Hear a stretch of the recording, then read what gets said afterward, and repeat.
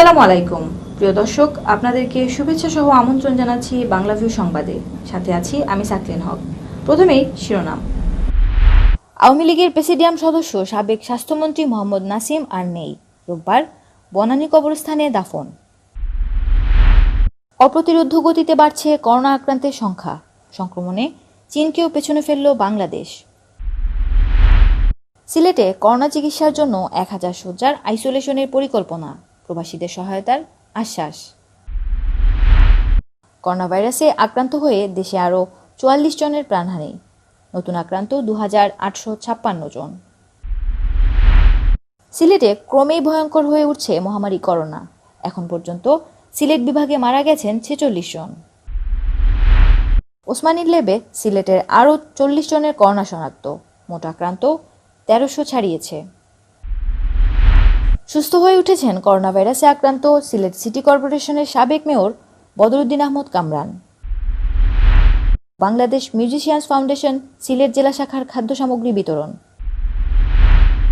সিলেটে 20 পরিবারকে অর্থ সহায়তা দিয়েছেন বিশ্ব স্বাস্থ্য সংস্থার সাবেক পরিচালক অধ্যাপক সুমন বড়ুয়া ও তার সহধর্মিণী নিহারিকা বড়ুয়া।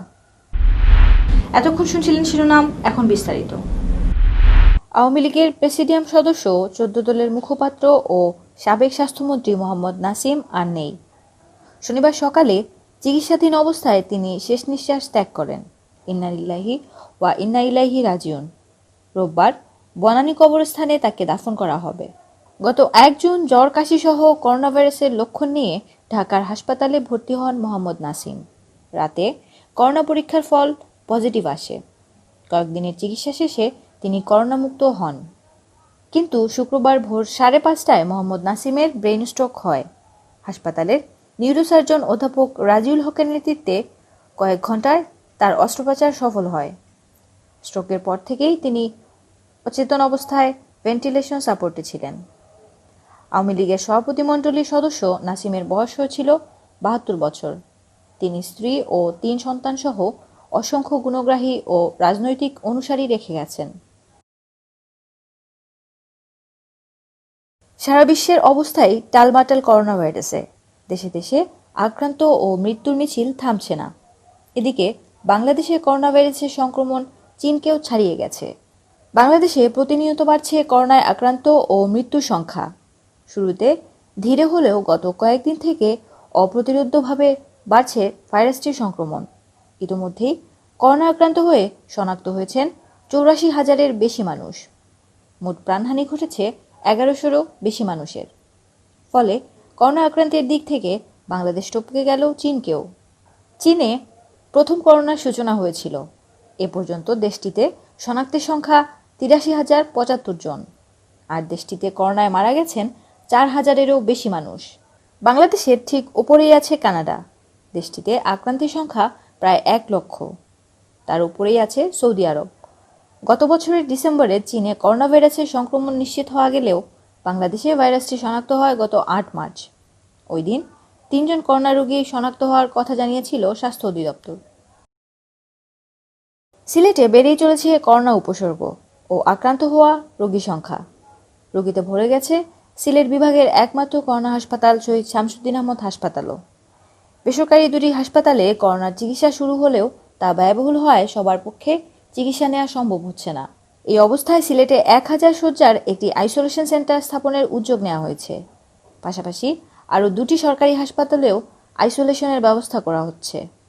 3টি সেন্টারেই বিশ্বের বিভিন্ন দেশে থাকা প্রবাসীরা আর্থিক সহায়তা করবেন বলে জানা গেছে। করোনা সংক্রমণের শুরুতে সিলেটে চিকিৎসার জন্য 3টি সরকারি হাসপাতাল নির্ধারণ করা হলেও আইসিইউ সুবিধাসহ 100 শয্যার শামসুদ্দিন হাসপাতালেই চালু করা হয় সেবা কার্যক্রম। সেন্ট্রাল অক্সিজেন ও পর্যাপ্ত লোকবল না থাকায় সংগ্রামক বেধি হাসপাতাল ও খাদিম স্বাস্থ্য কমপ্লেক্সে রোগী ভর্তি থেকে বিরত থাকেন সংশ্লিষ্টরা। কিন্তু রোগী বেড়ে যাওয়ায় শামসুদ্দিন আহমদ হাসপাতালের পাশাপাশি করোনা ডেডিকেটেড নতুন হাসপাতালের প্রয়োজন দেখা দেয়। এমন অবস্থায় এগিয়ে আসেন সিলেটের প্রবাসীরা। প্রবাসীদের অর্থায়নে পরিচালিত সিলেট কিডনি ফাউন্ডেশন এগিয়ে আসে 2টি আইসোলেশন স্থাপনে।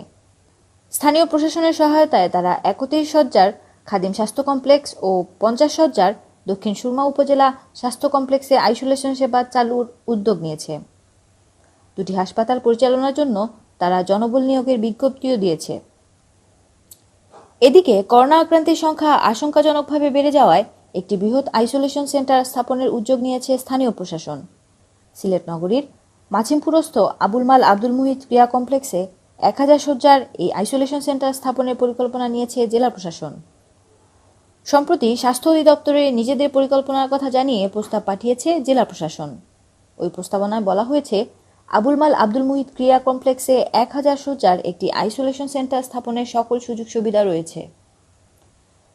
জেলা প্রশাসনের প্রস্তাবনায় উল্লেখ করা হয়, আবুল মাল আব্দুল মুহিত ক্রীড়া কমপ্লেক্সে 1000 শয্যার আইসোলেশন সেন্টার স্থাপনের উদ্যোগ নেওয়া হলে বিশ্বের বিভিন্ন স্থানে থাকা সিলেটের প্রবাসীরা তাতে অর্থায়ন করবেন। এছাড়াও অবকাঠামো প্রস্তুত থাকায় ক্রীড়া কমপ্লেক্সে আইসোলেশন স্থাপনের কাজেও বেশি সময় লাগবে না।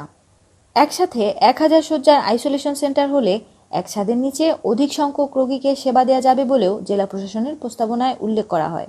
এ ব্যাপারে স্বাস্থ্য অধিদপ্তর সিলেট বিভাগীয় কার্যালয়ের সহকারী পরিচালক ডাক্তার আনিসুর রহমান জানান, আবুল মাল আব্দুল মুহিত ক্রীড়া কমপ্লেক্সে আইসোলেশন সেন্টার স্থাপনের বিষয়ে জেলা প্রশাসন থেকে একটি প্রস্তাবনা দেওয়া হয়েছে।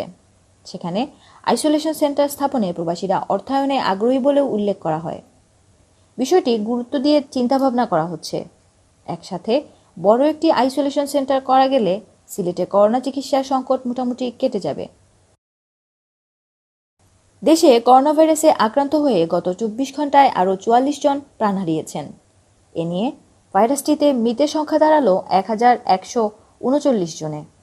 একই সময়ে আক্রান্ত হিসেবে শনাক্ত হয়েছেন আরও 2856 জন। শনিবার দুপুরে স্বাস্থ্য অধিদপ্তরের করোনা ভাইরাস বিষয়ক নিয়মিত হেলথ বুলেটিনে এ তথ্য জানানো হয়। অধিদপ্তরের অতিরিক্ত মহাপরিচালক অধ্যাপক ডাক্তার নাসিমা সুলতানা এই বুলেটিন উপস্থাপন করেন। মোট 59টি ল্যাবে নমুনা পরীক্ষার তথ্য তুলে ধরে তিনি জানান, করোনা ভাইরাস শনাক্তে গত 24 ঘন্টায় আরও 14,035টি নমুনা সংগ্রহ করা হয়। পরীক্ষা করা হয় 13,638টি নমুনা। নতুন নমুনা পরীক্ষায় করোনা সংক্রমণ শনাক্ত হয়েছে আরও 2,856 জনের। ফলে ভাইরাসটিতে আক্রান্তের সংখ্যা দাঁড়ালো 84,379 জন। আক্রান্তদের মধ্যে মারা গেছেন আরও 44 জন। এ নিয়ে মোট মৃত্যু হল 1139 জনের। 24 ঘন্টায় সুস্থ হয়েছেন 578 জন। ফলে সুস্থ হয়ে বাড়ি ফিরলেন মোট 17,828 জন। 24 ঘন্টা সুস্থ হয়েছেন 578 জন এবং এ পর্যন্ত সুস্থ হয়েছেন 17,827 জন। শনাক্ত বিবেচনায় সুস্থতার হার 21.13%।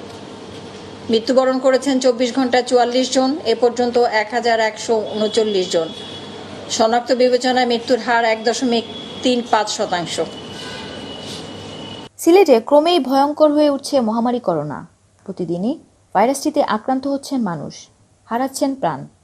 গত 24 ঘন্টায় সিলেটে মারা গেছেন আরও 2 জন। এ নিয়ে সিলেট বিভাগে মৃত্যুর সংখ্যা দাঁড়ালো 46। শুক্রবার সকাল 8টা থেকে শনিবার সকাল 8টার মধ্যে 24 ঘন্টায় সিলেট জেলায় 2 জনের মৃত্যু হয়। এ নিয়ে সিলেট জেলায় মৃতের সংখ্যা দাঁড়ালো 35 জনে। স্বাস্থ্য অধিদপ্তর সিলেট বিভাগীয় কার্যালয়ের সহকারী পরিচালক ডাক্তার আনিসুর রহমান জানান, শনিবার পর্যন্ত সিলেটে করোনায় মৃত্যু হয়েছে 46 জনের। এর মধ্যে সিলেট জেলার 35 জন, সুনামগঞ্জের 4 জন, মৌলভীবাজারের 4 জন ও হবিগঞ্জ জেলার 3 জন রয়েছেন। আর সিলেট বিভাগে আক্রান্তের সংখ্যা 2143 জন। এদিকে সিলেট বিভাগে প্রতিদিন বাড়ছে করোনা আক্রান্ত রোগীর সংখ্যা। বিভাগের মধ্যে শুধু সিলেট জেলাতেই আক্রান্ত 1300-র বেশি, আর পুরো বিভাগে করোনায় আক্রান্তের সংখ্যা 2143। ইতোমধ্যে করোনা জয় করে সুস্থ হয়েছেন 451 জন, অর্থাৎ মোট আক্রান্তের প্রায় 21 ভাগ সুস্থ হয়ে উঠেছেন। এর মধ্যে সিলেটে 140 জন, সুনামগঞ্জে 100 জন, হবিগঞ্জে 142 জন ও মৌলভীবাজারের 69 জন রয়েছেন। স্বাস্থ্য অধিদপ্তর সূত্র জানায়, সিলেট বিভাগে শনিবার সকাল পর্যন্ত 2143 জন করোনা আক্রান্ত রোগী শনাক্ত হয়েছেন। এর মধ্যে সিলেট জেলায় সর্বোচ্চ 1305, সুনামগঞ্জে 433, হবিগঞ্জে 227 ও মৌলভীবাজারে 178 জন রয়েছেন। সিলেট বিভাগে বর্তমানে করোনা আক্রান্তদের মধ্যে 203 জন বিভিন্ন হাসপাতালে চিকিৎসা নিচ্ছেন। তাদের মধ্যে 55 জন সিলেটের বিভিন্ন হাসপাতালে, সুনামগঞ্জের বিভিন্ন হাসপাতালে 116 জন, হবিগঞ্জের হাসপাতালে 27 জন ও মৌলভীবাজারে 5 জন। সিলেট এমএজি ওসমানী মেডিকেল কলেজের পিসিআর ল্যাবে করোনা ভাইরাসে শনাক্ত হয়েছেন আরও 40 জন। আক্রান্তদের সবাই সিলেট জেলার বাসিন্দা। এর ফলে জেলায় মোট আক্রান্তের সংখ্যা দাঁড়ালো 1305। সিলেট এমএজি ওসমানী মেডিকেল কলেজের ল্যাব সূত্র জানায়, শুক্রবার দৈনিক নমুনা পরীক্ষা শেষে 40টি নমুনা করোনা ভাইরাস পজিটিভ হিসেবে শনাক্ত হয়। প্রাপ্ত তথ্য অনুযায়ী আক্রান্তদের অধিকাংশ সিলেট জেলার বিভিন্ন উপজেলার বাসিন্দা। শনাক্ত হওয়া 40 জনের তালিকায় 2 জন চিকিৎসক, আইনশৃঙ্খলা বাহিনী এবং একাধিক স্বাস্থ্যকর্মী রয়েছেন। শুক্রবার সকাল পর্যন্ত সিলেট জেলায় মোট আক্রান্তের সংখ্যা ছিল 1273 জন। রাত 10টায় ওসমানী মেডিকেল কলেজের ল্যাবের ফলাফলের ভিত্তিতে এ সংখ্যা 1300 ছাড়ালো। এছাড়া শুক্রবার শাহজালাল বিজ্ঞান ও প্রযুক্তি বিশ্ববিদ্যালয়ের পিসিআর ল্যাবে আরও 14 জনের করোনা শনাক্ত হয়। শনাক্ত হওয়া 14 জন সুনামগঞ্জ জেলার বিভিন্ন উপজেলার বাসিন্দা। করোনা ভাইরাসে আক্রান্ত বাংলাদেশ আওয়ামী লীগের কেন্দ্রীয় সদস্য ও সিলেট সিটি কর্পোরেশনের সাবেক মেয়র বদরুদ্দিন আহমদ কামরান ধীরে ধীরে সুস্থ হয়ে উঠছেন। গত 2-3 দিন ধরে তিনি নিজের হাতে খাবার খাচ্ছেন। এছাড়া তার অক্সিজেন প্রয়োজন হলেও এর মাত্রা কমেছে। জানা গেছে, সিএমএইচে কামরানকে চিকিৎসকরা নিবিড় পর্যবেক্ষণে রেখে চিকিৎসা দিচ্ছেন। সোমবার থেকে তাকে প্লাজমা দেওয়া হয়েছে। এরপর থেকে তিনি ধীরে ধীরে সুস্থ হয়ে উঠেছেন। তিনি আরও জানান, বদরুদ্দিন আহমদ কামরানের অবস্থা কিছুটা উন্নতি হয় শনিবার দ্বিতীয় প্লাজমা দেওয়ার কথা থাকলেও চিকিৎসকরা এখনও কোনো সিদ্ধান্ত নেননি। ঢাকায় কামরানের সাথে ছেলে ডাক্তার আরমান আহমদ শিপলু এবং ছোট ভাই এনামুদ্দিন রয়েছেন। তার সুস্থতা কামনায় পরিবারের পক্ষ থেকে সকলের দোয়া কামনা করা হয়। উল্লেখ্য, করোনা আক্রান্ত হয়ে বাসায় আইসোলেশনে ছিলেন বদরুদ্দিন আহমদ কামরান। শারীরিক অবস্থার কিছুটা অবনতি হলে শনিবার তাকে সিলেটের শহীদ শামসুদ্দিন আহমদ হাসপাতালে ভর্তি করা হয়। রোববার তাকে সিলেট শহীদ শামসুদ্দিন আহমদ হাসপাতাল থেকে বিমান বাহিনীর এয়ার অ্যাম্বুলেন্সে করে ঢাকায় নিয়ে যাওয়া হয়। বাংলাদেশ মিউজিশিয়ানস ফাউন্ডেশন সিলেট জেলা শাখার উদ্যোগে তৃতীয়বারের মতো মহামারী করোনা ভাইরাসে কর্মহীন যন্ত্রসঙ্গীত শিল্পী ও অসহায় সংস্কৃতিকর্মীদের মাঝে খাদ্য সামগ্রী বিতরণ করা হয়েছে। শুক্রবার দুপুরে বাংলাদেশ সংগঠনের সাধারণ সম্পাদক বিক্রম কুমার ভিকির জেল রোড বাসভবনে এ খাদ্য সামগ্রী বিতরণ করা হয়। এতে উপস্থিত ছিলেন কোতোয়ালি মডেল থানার সহকারী কমিশনার নির্মল চক্রবর্তী, বাংলাদেশ মিউজিশিয়ানস ফাউন্ডেশনের সিলেট জেলা শাখার সভাপতি আলী হোসেন মিলু, সাধারণ সম্পাদক বিক্রম কুমার ভিকি, সিলেট প্রেসবিটারিয়ান চার্চের সাধারণ সম্পাদক রাজীব দাস, তরুণ সমাজসেবক হাবিবুর রহমান লিটন, মিউজিশিয়ানস সল্টি রোজ, সজল দাস, রিফাত। অগ্রসর মেমোরিয়াল সোসাইটি অব বাংলাদেশ ও অগ্রসর ফান্ড জাপানের যৌথ পরিচালনায় এবং সুগতানন্দ মেমোরিয়াল ফাউন্ডেশনের তত্ত্বাবধানে সিলেটের আখালিয়া বৌদ্ধবিহারের নগদ অর্থ বিতরণ করা হয়। শুক্রবার দুপুরে সিলেট বৌদ্ধবিহার প্রাঙ্গণে বৃহত্তর হোয়ারাপাড়া গ্রামের ঠাকুরবাড়ির প্রয়াত যামিনী রঞ্জন বড়ুয়া ও প্রয়াত নিহারিকা বড়ুয়ার ছেলে বিশ্ব স্বাস্থ্য সংস্থার প্রাক্তন পরিচালক প্রফেসর ডক্টর সুমন বড়ুয়া ও তার সহধর্মিণী অধ্যাপক স্মৃতি বড়ুয়ার উদ্যোগে 20 পরিবারকে এই অর্থ প্রদান করা হয়। এ সময় বক্তব্য রাখেন সিলেট বৌদ্ধবিহারের ভিক্ষু শ্রীমৎ আনন্দ ভিক্ষু, সিলেট বৌদ্ধ সমিতির সাধারণ সম্পাদক উৎফল বড়ুয়া। এ সময় উপস্থিত ছিলেন সিলেট বৌদ্ধ সমিতির সহসভাপতি প্রকৌশলী সাজু বড়ুয়া, সহসাধারণ সম্পাদক লিটন বড়ুয়া, সাংগঠনিক সম্পাদক দিলু বড়ুয়া, যুব ও ক্রীড়া সম্পাদক সুজন বড়ুয়া। এতক্ষণ শুনছিলেন বাংলাভিউ সংবাদ। এরপর প্রচারিত হবে সিলেটের আঞ্চলিক ভাষায় সংবাদ। দেখার আমন্ত্রণ রইল। সাথে থাকার জন্য সবাইকে ধন্যবাদ।